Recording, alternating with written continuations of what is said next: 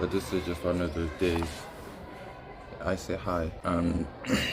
It's a video. It's a video of the highest form, in the highest order, where I come and I tell you exactly how I changed a part of my life. I don't want to say I've changed my life yet, because I still have a lot of goals and targets that I have to reach, especially when it comes to finances. But I managed to change my physique. And the way that I changed my physique was, the honest truth is, I don't know, but a lot of boys, a lot of us young men, when we're growing up, we always have that desire to be powerful and to be all strong and to be almighty. And that desire ends up being transmuted through our body. So what happens is, you go from seeing someone else who's almighty and all powerful, and because you see that, you desire it for yourself. And that's the desire that I always had as a young man since I was a kid. And I'm sure most of the young men that are watching this, or the older men, can relate to what I'm saying, in that we all have that innate desire to have physically appealing aesthetics. But to now put the work in is now the difficult part, because what happens when you start putting the work in is, you've now allowed yourself room for you to fail, and for you to disappoint yourself, and for you to see that maybe you're not genetically blessed, and going to the gym is going to feel like a waste of time. And I had those same fears as well. But as time went on, it got to a point where I had so much desire to change my body, partly because, one, all the other young boys around me were doing it, and of course it was helping them, and it was helping them attract more females and to improve in their athletic performance, so it helped them in the sports that they played. And I always wanted to change my body, but even after seeing other guys change their bodies, I never had the desire to do it, because I've always been a person who has stuck to my lane. Once I decide something for myself, I usually stick to it. I can't be swayed by other people. I would see other guys going to the gym. At a point in high school, between the age of like 16 and 17, I did try. But after maybe like a month or two, I stopped, because the gym was so far away from where I stayed, from my hostel or my dorm room or my house, whichever way, depending on where you are. But the gym was so far away, and I was mentally weak at that time. Therefore, I used that as an excuse not to go to the gym. And I went for maybe a month or 2 months. After that, I stopped, and I did see improvements. I saw improvements in the first week, because my body got swollen from the fact that it had never worked out before.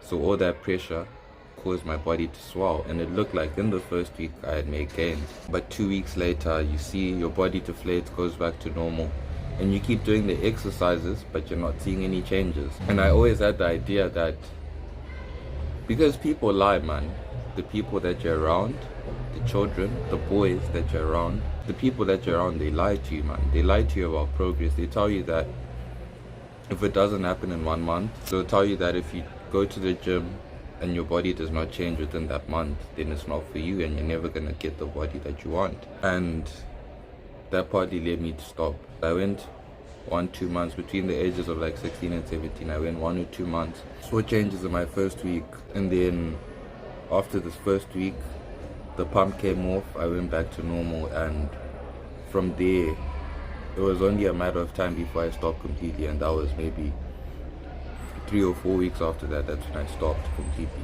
But still, the young boy had the desire to have an aesthetic body, but I didn't have the desire enough for me to actually go out and put the work in to get it.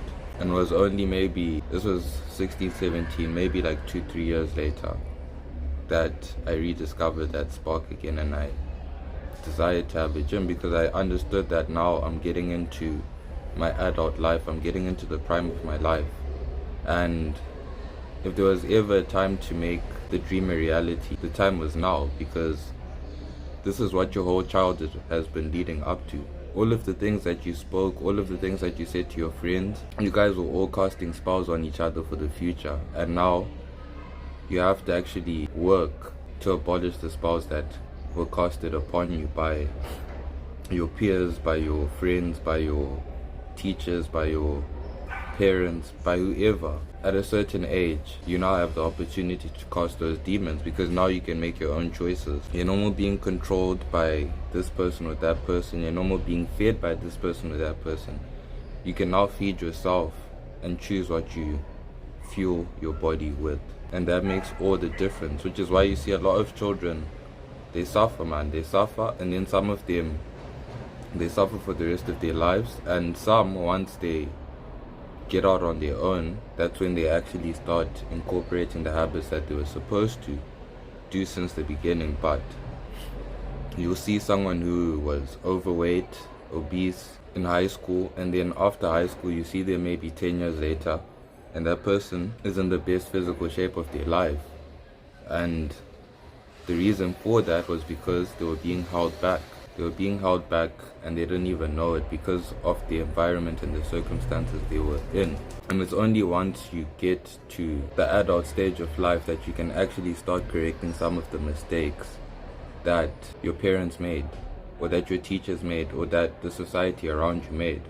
Because society will feed you into bad habits. You see, with the food that is advertised, the food that is marketed, most of it is not good for you, and most of it is not healthy. Most of it is actually going to cause you to end up obese, depressed, mentally ill, because what you feed is the fuel for your body and for your mind. And it was only once I left high school that I discovered that, because once I stopped eating certain things that were being served in the cafeteria, I started to notice feelings in my body. I would notice that I'm not as sleepy, or I'm not as tired anymore.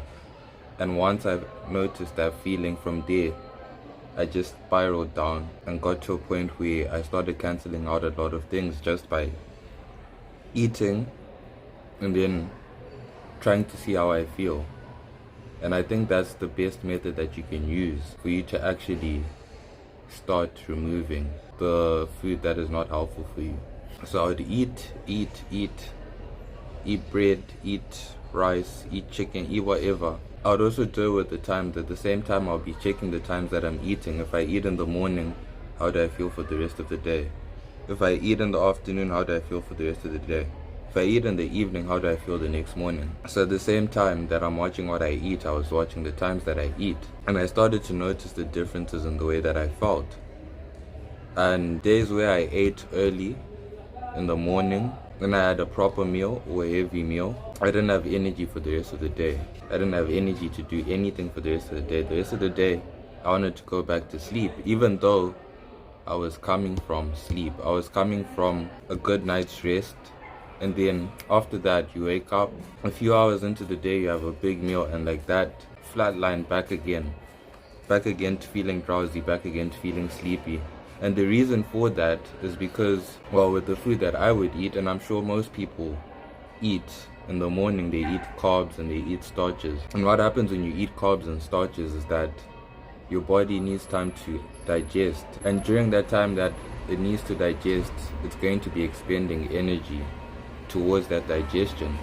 So you'll see that usually after you eat a big meal like rice, mashed potatoes, whatever it is, for some time, maybe an hour after that, you're going to feel tired. And then after that, that's when you actually feel the energy from the food that you're eating. So these are all small, subtle things that I just started to notice, which most people will not even notice this in their lives because they're so used to feeling like shit most of the time. And I was also like that as well, that when I was young, I couldn't tell the difference. I couldn't tell that I just ate rice and it's now making me feel sleepy. For me, I just thought it was a normal thing.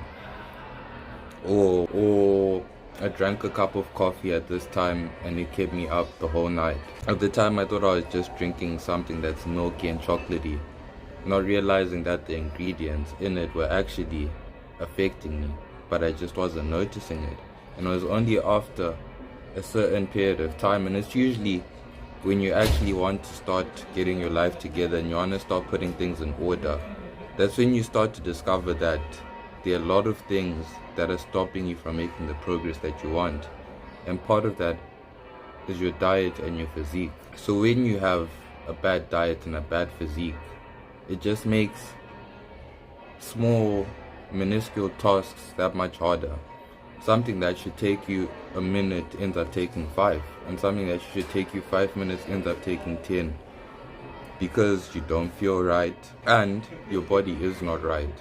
Your body is not fit. If you ever needed a reason for you to work out, that is the most justified reason that I could give you, and that is going to make you feel better, and then after that is going to make you lose weight. But I believe that the feeling better is a much better outcome than losing weight, because with losing weight you can get it back just like that, and once you get it back, the indirect outcome of that is that you're going to feel like shit. But when you actually feel good, the indirect outcome of that is that you're going to lose weight, because the more you work out, the more you feel good. The more you feel good, the more you want to lose weight, because you're going to want to work out some more so that you can feel good again. So it just becomes like a wheel, man, and it just keeps going round and round, feeding into itself. But the difficult part is attaining the consistency and actually starting and then carrying on with it for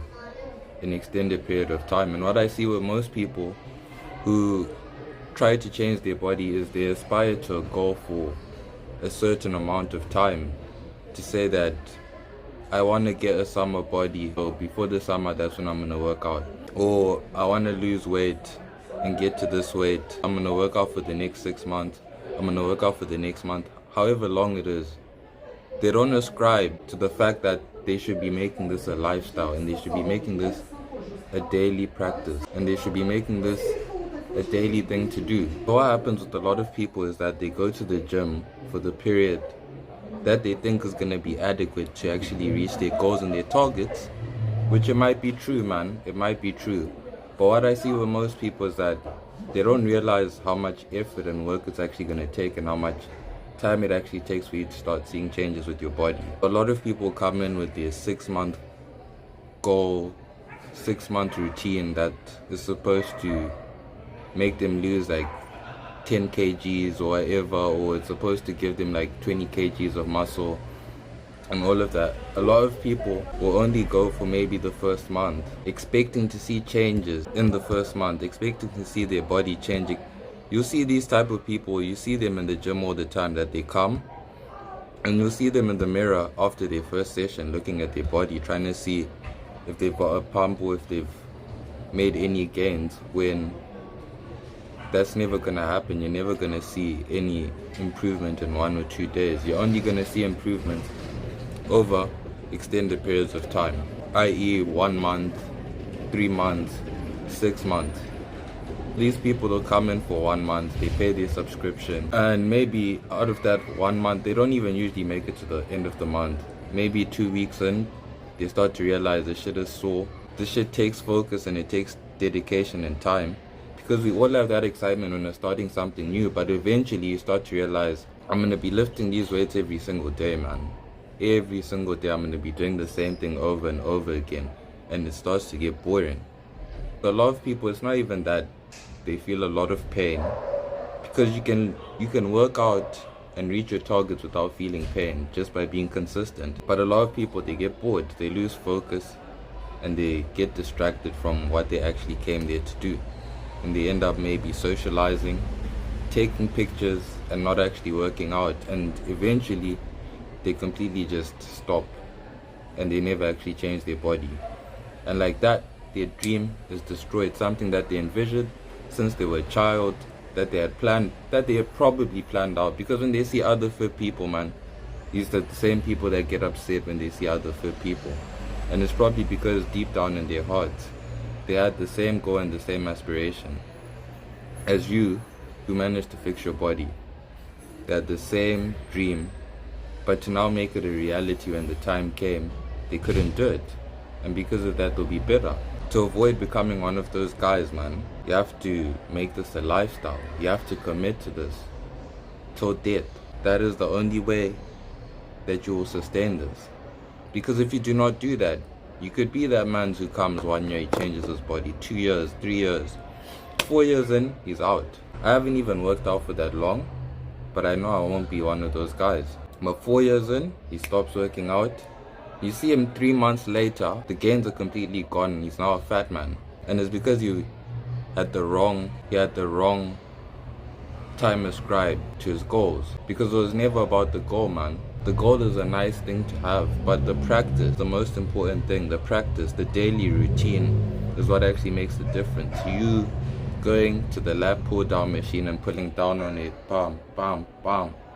That's what makes the difference, mate. It's not about the goals that you have in your head or what you have ascribed to your environment, man. All of that is all wishy-washy thinking.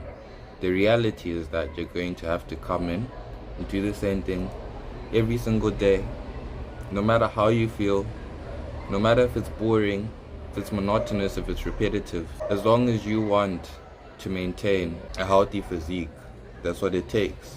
You have to keep the machine well oiled, and the best way for you to keep the machine well oiled is to commit to the machine for the rest of your life and say that I'm going to gym till the day I knock off this earth.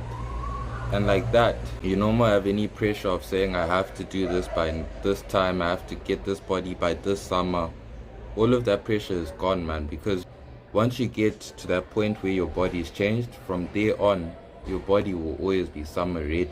Your body will always be fighting ready. Your body will always be 40 ready. Whatever it is, you're ready for any situation, whether you have to run for your life, you have to fight for your life, you're gonna play some sports, you're gonna compete, whatever it is.